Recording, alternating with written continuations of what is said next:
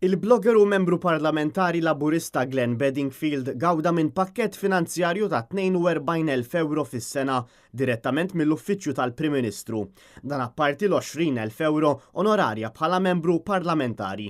Dan ġi rappurtat f'The Sunday Times of Malta fejn jingħad li fil-waqt li Bedingfield ġie elett fil-Parlament b'elezzjoni każwali bħala membru mis-segretarjat ta' Joseph Muscat huwa kien responsabbli milli jassisti u jidraftja risposti għal mistoqsijiet parlamentari.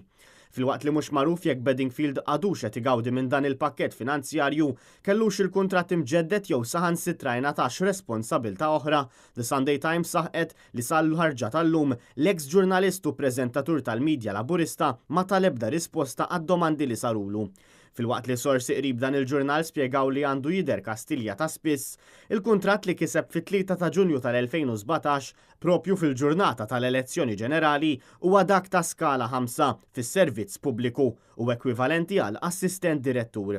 Apparti l-paga bħala membru mis-segretarjat privat tal-Prim Ministru u jgawdi minn diversi benefiċċji fosthom sussidju fuq it-trasport ta' aktar minn 4,600 euro fis-sena u użu tal-mobile kompletament imħallas.